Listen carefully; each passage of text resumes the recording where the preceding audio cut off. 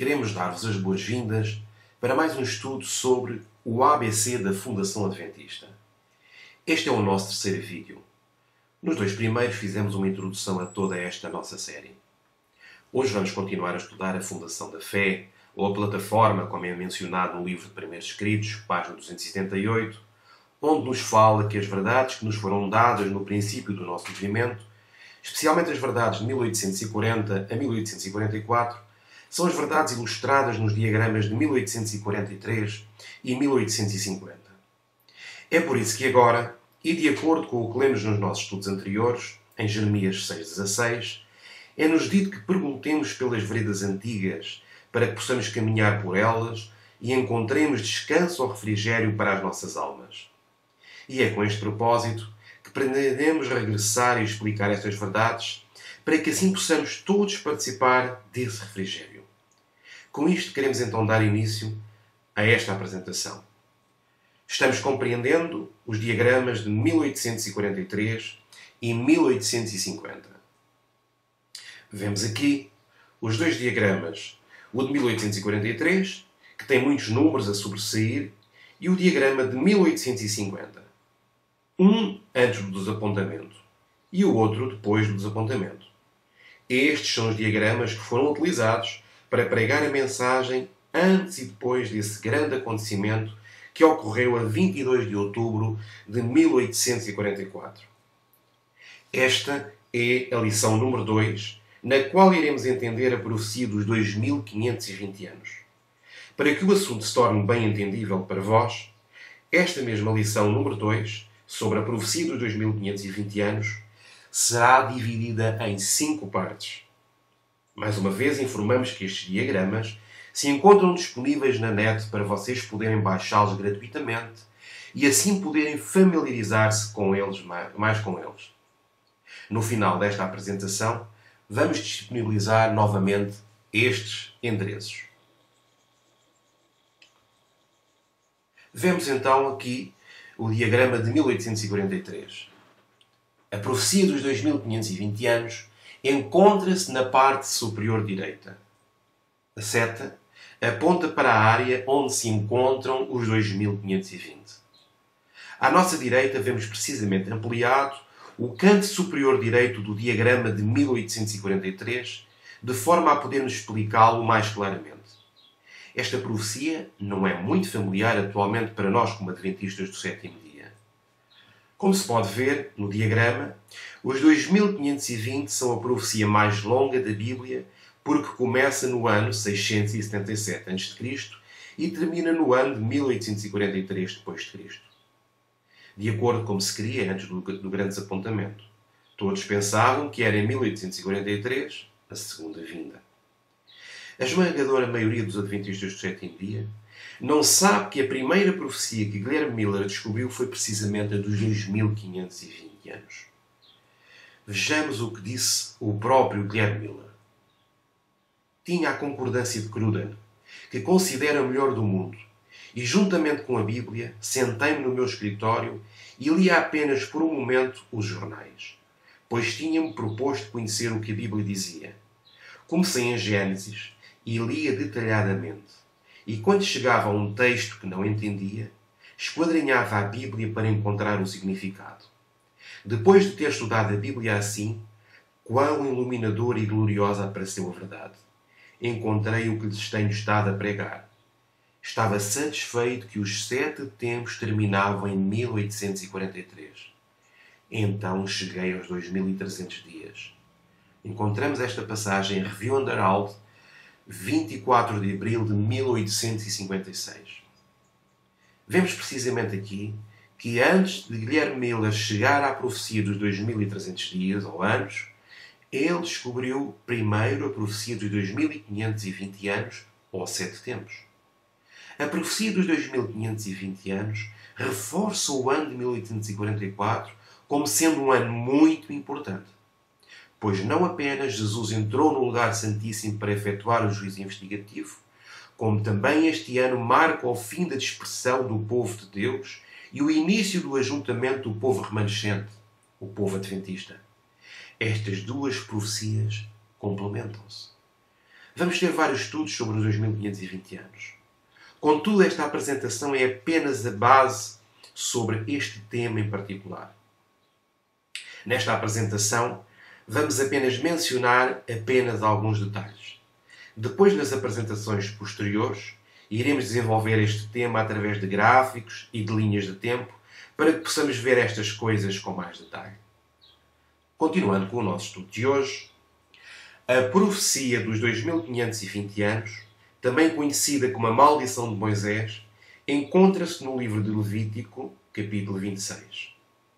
Para os que não conhecem o livro de Levítico, ou não tenham lido Levítico 26, pedimos que o façam, para que assim se familiarizem com o que se fala aí e assim possam compreender a lógica do que fala a profecia dos 2520 ou a lógica que utilizou Guilherme Miller referente a esta profecia.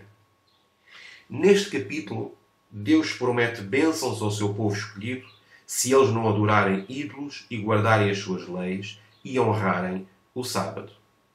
Mas Deus advertiu-os que se eles não guardarem os seus mandamentos, Ele castigá-los-á e dispersá-los-á entre as nações por 7 tempos. Uma vez que Guilherme Miller identificou que havia uma profecia falando dos 7 tempos, ele reconheceu que esta era a maldição que Moisés tinha escrito e a mesma se referia Daniel na sua oração, no seu livro, no capítulo 9, versículos 3 a 19. Algo que queremos também mencionar é que não apenas Daniel fala desta profecia, mas que também todos os profetas falam da profecia da maldição de Moisés que cai sobre o povo de Deus. E como já tínhamos dito, esta profecia é também os 7 tempos, ou a dispersão do povo de Deus. Estes são sinónimos da mesma profecia como é mostrado no livro de Levítico, capítulo 26. Ao empregarmos o princípio de dia por ano, ele, Guilherme Miller, calculou que os 7 tempos davam um total de 2520 anos. O ano bíblico tem 360 dias. De acordo com Salmos 104:19, é-nos ensinado que o calendário bíblico é lunar e esse calendário tem 360 dias.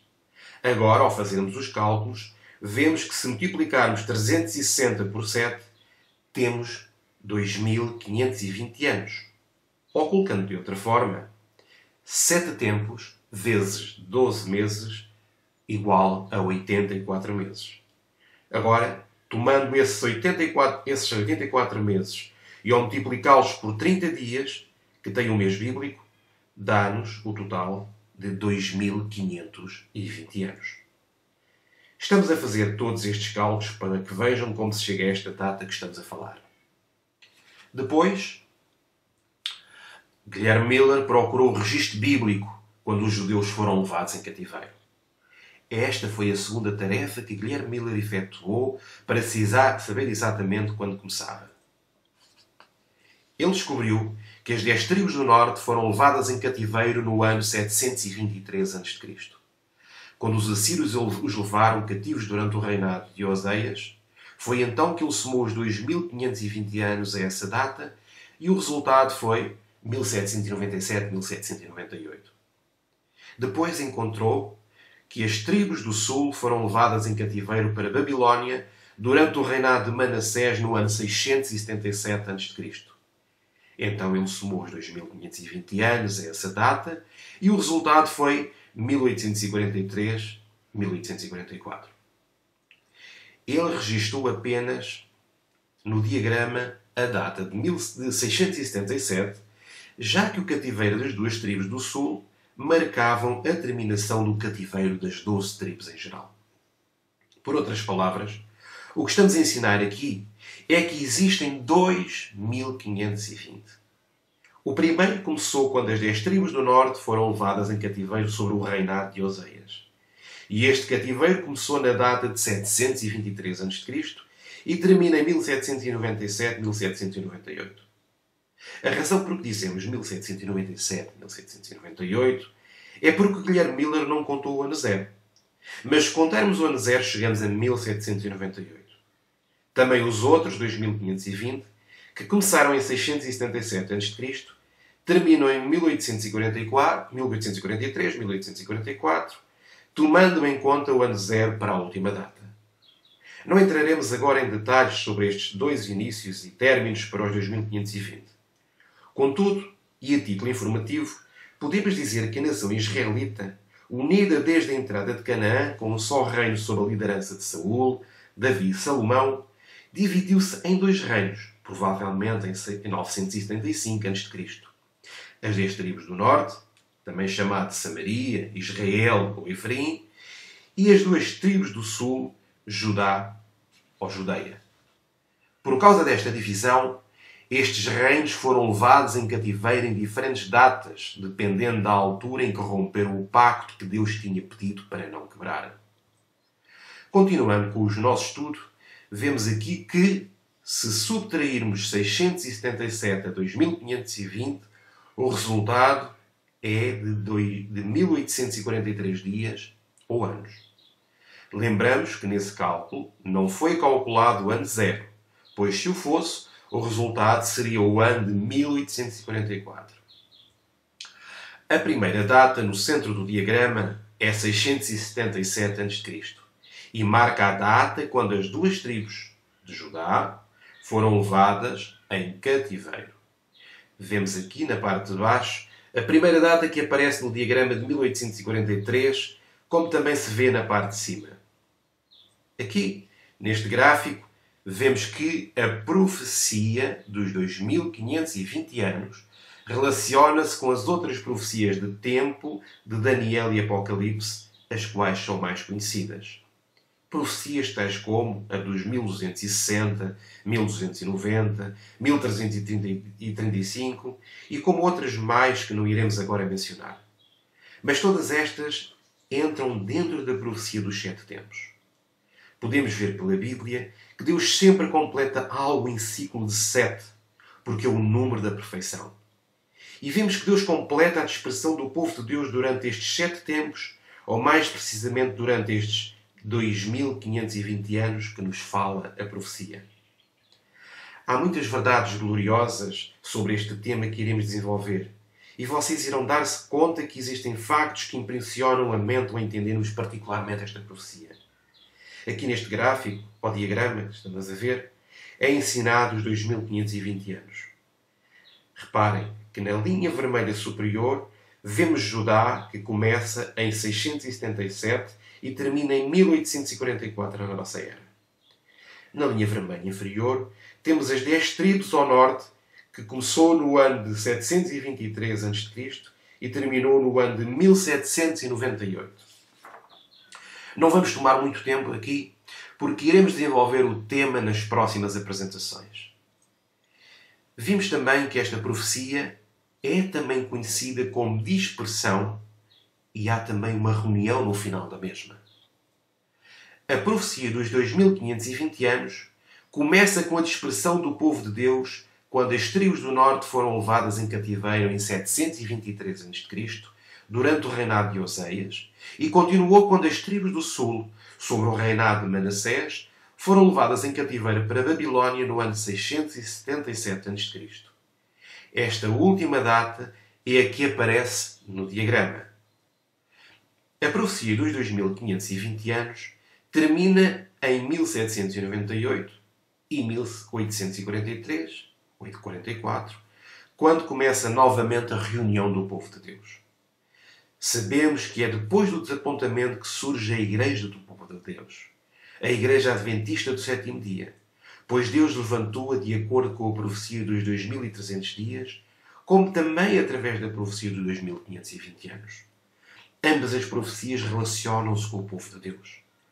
Uma ilustra a purificação do santuário, enquanto que a outra ilustra o povo de Deus que vai ser reunido para que se purifique esse santuário. Algo que também queremos ensinar através deste estudo é que é importante entender que Israel, antes da chegada de Cristo, se refere à nação judaica, ao povo escolhido de Deus, ou a Israel literal na Palestina antes de Cristo. É aí que começa a profecia dos 2520, com o povo literal de Deus.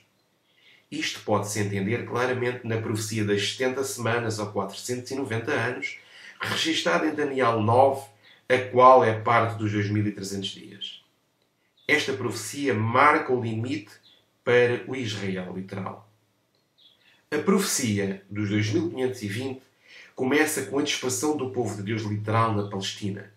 Contudo, não termina com eles, mas na data de 1844, que é a data em que Deus levanta o seu povo, o Israel espiritual. Depois do tempo de Cristo, Israel, ou o povo escolhido de Deus, refere-se a todos aqueles que creem em Jesus, quer sejam gentios ou judeus. Estes são o seu povo ou a sua igreja. Por outras palavras, a partir do apedrejamento de Estevão, o Evangelho passou a ser levado ao povo gentio, e o povo de Israel deixa de ser o povo escolhido, já que todos aqueles que creem em Jesus são aqueles que são o povo de Deus de acordo com nos ensina a Escritura. Existem muitos tipos ou exemplos dos 2520 ou 7 tempos na Bíblia. Um deles encontra-se no livro de Daniel, com Nabucodonosor convertido em besta por 7 tempos ou 2520 dias literais.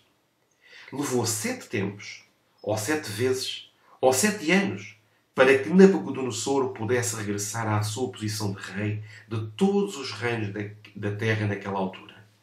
Mas tiveram que passar esses 7 tempos.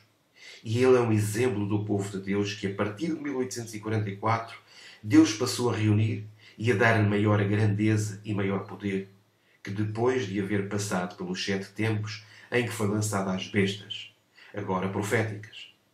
Sabemos que as bestas proféticas são reinos, e assim Israel foi lançado como Nabucodonosor entre as bestas, até que Deus teve um tempo de reunião para o seu povo, assim como o fez com Nabucodonosor. Outro exemplo também é o do seu neto, Belsazar. No banquete de Belsazar foram escritas na parede medidas de peso que, se fizermos a soma total destas medidas, temos um total de 2520 também. Como vemos, não há coincidências na Bíblia. Vemos que, por um lado, os 2520 representam o povo de Deus que iria ser dispersado, mas também iria ser reunido novamente, e do outro, de Belsazar, que ao não ter escutado a mensagem que Deus lhe mandou através do exemplo do seu avô Nabucodonosor, de ter sido dispersado, humilhado, porque obviamente tinha o seu pecado, ele não tomou essa advertência, e por essa razão ele foi dispersado e nunca mais foi ajuntado, o qual ensina duas verdades nos 2520. Os 2520 ensinam a dispersão e a reunião do seu povo. Enquanto uns são reunidos, outros que não escutam e que não aceitam as suas mensagens são dispersados para nunca mais serem reunidos, como nunca foi este homem aqui na profecia de Daniel 5, no capítulo 5, aliás. Os 2520 no diagrama de 1850. Os 2520 são também ensinados no diagrama de 1850. Queremos confirmar bem este assunto porque muita gente diz que esta não é uma profecia válida. Mas queremos mencioná-lo porque iremos falar sobre este assunto nos estudos posteriores. No diagrama de 1850 também aparece a profecia dos 2520. Passaram-se 6 anos depois do desapontamento. Já muitos dos que tinham pregado a segunda vinda de Cristo tinham abandonado a fé adventista, ou a fé do segundo advento de Cristo.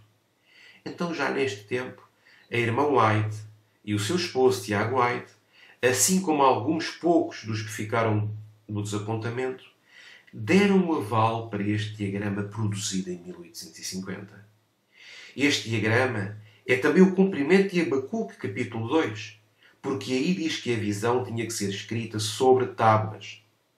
Então foi escrita sobre a tábua de 1843, mas faltava a de 1850 para que fossem tábuas, no plural. Já vimos no nosso primeiro estudo que as tábuas são claramente o cumprimento da profecia dada por Abacuque. Na parte superior da coluna do centro, vemos a mesma data de 677 a.C., juntamente com as escrituras de 2 de Crónicas 33:11 e Levítico 26. À direita vemos a expansão da coluna central do diagrama de 1850. Os mesmos cálculos encontrados no diagrama de 1843 podem ver-se no canto inferior direito do diagrama de 1850. Pode-se ver-se aqui à esquerda, neste retângulo, onde está a seta. Mas expandimos esse retângulo na parte de baixo e pode ver-se mais em pormenor os vários cálculos que estavam no diagrama de 1843. Aqui já nos é explicado isso de uma forma mais concisa. E a razão por que se explica aqui de uma forma mais pequena é porque fizeram acréscimos neste diagrama de 1850. Foram acrescentadas as mensagens dos 3 anjos, a verdade do santuário, os Estados Unidos na profecia. Por isso, neste diagrama, estes cálculos estão mais compactados. Contudo, os 2520 anos continuam a ser mencionados neste diagrama, como podemos ver nas setas abaixo. Mas como já não existia mensagem de tempo, já não havia necessidade de destacar os números, pois a mensagem já não era baseada em tempo, com o diagrama anterior, que era a data de 1843-1844, em que se esperavam a vinda do Salvador. Podem consultar e baixar os diagramas de 1843 e 1850 através dos endereços na net que vos disponibilizamos aqui neste diagrama. Este estudo foi apenas uma introdução ao tema dos 2520. Vemos novamente os diagramas de 1843 à esquerda e o de 1850 à direita.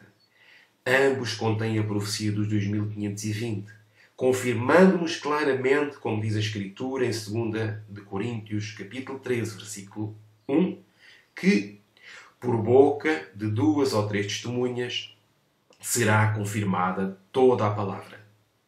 É assim que Deus nos confirma estas verdades através da sua santa e bendita palavra. Através destas verdades que estão ilustradas nos diagramas que são a plataforma e a fundação da nossa fé. Damos graças a Deus por tomarmos tempo para estudarmos estes assuntos convosco e desejamos que estas verdades tenham iluminado as vossas mentes com a glória do 4º anjo. Muitas bênçãos de Deus para todos vós.